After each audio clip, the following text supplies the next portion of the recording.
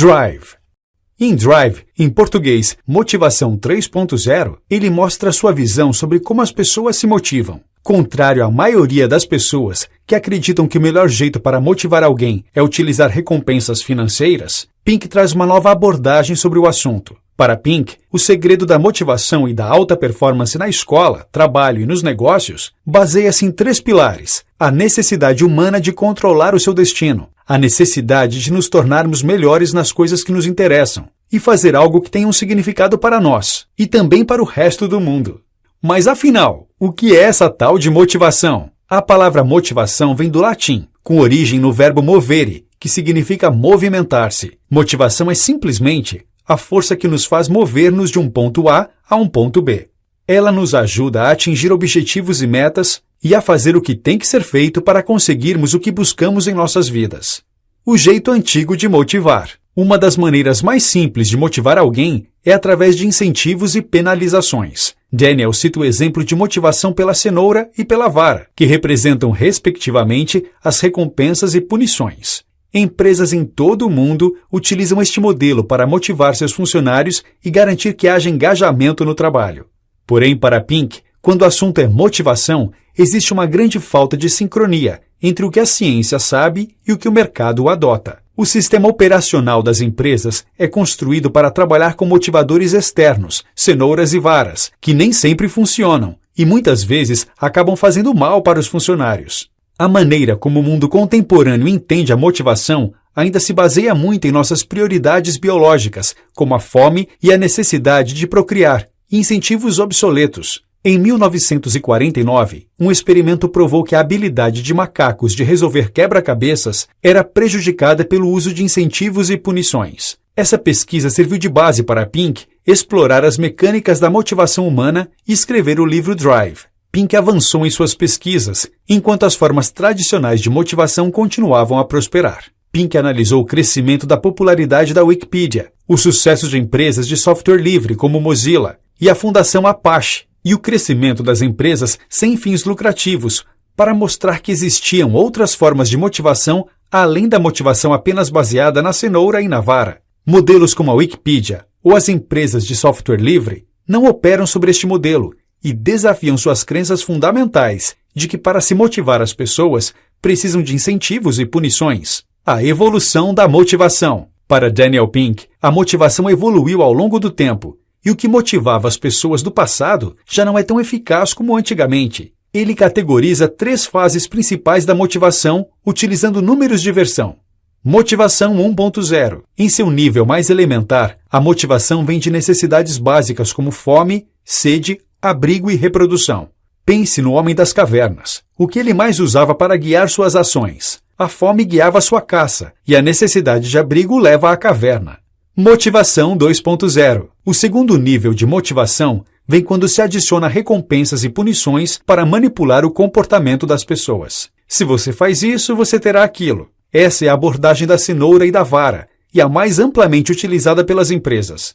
Infelizmente, este modelo comprovadamente não se adequa às necessidades do cidadão moderno. Motivação 3.0. A motivação verdadeira é derivada de 3 elementos principais. Eles são a autonomia, o desejo de dirigir a própria vida, estar no controle.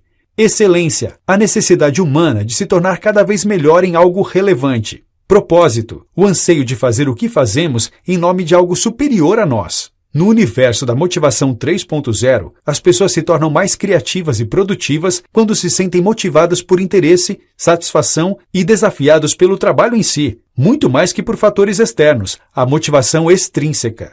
O que há de errado com a motivação extrínseca? Crianças se esforçam para atingir pequenos objetivos, elas brincam curiosidade e experimentam livremente na tentativa de compreender o mundo. Elas são intrinsecamente motivadas quando jovens, mas nem sempre as coisas continuam assim.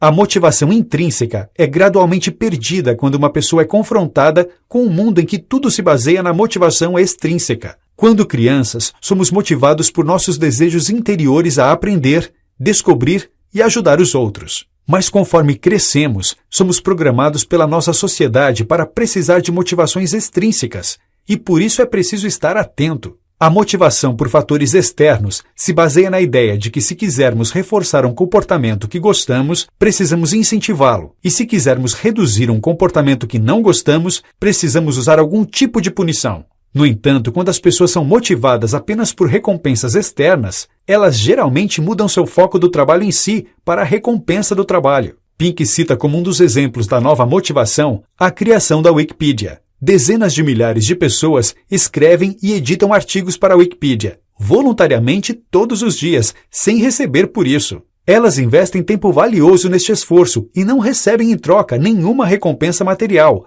nenhum reforço extrínseco. Embora o crescimento da Wikipedia tenha sido dependente de escritores voluntários, o projeto se tornou um enorme sucesso. A enciclopédia rival, a Microsoft Encarta, cujo desenvolvimento foi feito por editores e autores profissionais bem pagos, sucumbiu ao sucesso da Wikipedia e acabou sendo tirada do catálogo de produtos da gigante de software. Foco apenas em recompensas externas pode causar problemas sistêmicos em empresas, como, por exemplo, o foco em resultados de curto prazo. Se uma recompensa rápida é o objetivo, muitas vezes o efeito de longo prazo pode se tornar devastador. Sintomas de foco exclusivamente em recompensas extrínsecas incluem maior propensão a riscos, menor motivação intrínseca, comportamentos antiéticos, pouca colaboração da equipe. Para provar isso, em um experimento, os participantes foram convidados a encontrar uma maneira de fixar uma vela a uma parede, um quebra-cabeças clássico, cuja solução exigiu pensamento criativo. Para metade dos participantes foi prometido um bônus em dinheiro para resolver o problema rapidamente. Ao invés de inspirar os participantes com recompensa financeira para pensar criativamente, o foco na recompensa prejudicou dramaticamente sua performance, e este grupo teve muito mais dificuldades em resolver o quebra-cabeças. Isso não significa que as empresas, no entanto, deveriam parar de usar recompensas externas. Quando as recompensas extrínsecas funcionam, é importante entender que para atividades de rotina que não requerem muito esforço criativo, recompensas podem dar um gás na moral da equipe, sem causar danos colaterais. Para utilizar incentivos tradicionais, estilo cenouras e varas com mais sucesso, é preciso que você entenda e comunique às pessoas por que aquela tarefa é necessária. Se as pessoas entendem o motivo pelo qual uma tarefa pouco interessante é necessária e deve ser feita, ela se torna parte de algo maior. Permitir que as pessoas completem as tarefas à sua própria maneira. Admitir que a tarefa é monótona e repetitiva. Para tarefas não rotineiras e não repetitivas, recompensas são mais desafiadoras, especialmente recompensas condicionais à conclusão do trabalho. Neste caso, recompensas não condicionais ou surpresas após a conclusão da tarefa podem ser mais eficazes. Quando uma recompensa tangível é dada de forma inesperada, quando uma pessoa conclui uma tarefa importante, elas tendem a não serem entendidas pela pessoa como o motivo pelo qual ela faz a tarefa em si, e isso é menos prejudicial à motivação intrínseca. Para manter este tipo de recompensa funcionando, é sugerido que você ofereça mais recompensas intangíveis, como reconhecimento público e feedbacks. Além disso, é preciso dar às pessoas informações completas sobre os motivos do seu trabalho e sua importância a todo o tempo. Desenvolvendo a motivação intrínseca. Na maioria das vezes, salários mais elevados ou ameaças de demitir colaboradores pouco produtivos não vão fazer com que sua empresa tenha um grande aumento de motivação e produtividade. Mas então, como desenvolver esta nova motivação na sua equipe? Para Daniel Pink, são 3 pilares fundamentais. Desenvolvendo a autonomia. As pessoas devem ter controle do seu trabalho. O comportamento autônomo significa que as pessoas têm um senso de escolha e responsabilidade total. Ao dar autonomia para a sua equipe, você está dando a eles um melhor entendimento conceitual das suas tarefas, o que leva a melhores notas, mais persistência e em atividades esportivas, maior produtividade, menos burnout e maiores níveis de satisfação psicológica. A autonomia dá às pessoas a oportunidade de escolher. Isso significa que as pessoas podem ser autônomas e independentes de forma concomitante. Idealmente, as pessoas devem ser autônomas em relação a tarefa, o que elas fazem, tempo, quando elas fazem, time, com quem elas fazem a tarefa, técnica, como elas fazem. Uma das maneiras mais comuns de estabelecer autonomia no seu ambiente de trabalho é criando uma cultura focada em resultados, onde as pessoas têm a liberdade de chegar no escritório quando quiserem, sem horários fixos. O importante neste cenário é que as pessoas entreguem suas tarefas e atinjam os resultados esperados. A autonomia emerge quando as pessoas podem escolher suas tarefas, técnicas e até sua equipe. A autonomia estimula a motivação intrínseca. e as pessoas com alta motivação intrínseca tendem a ser melhores profissionais.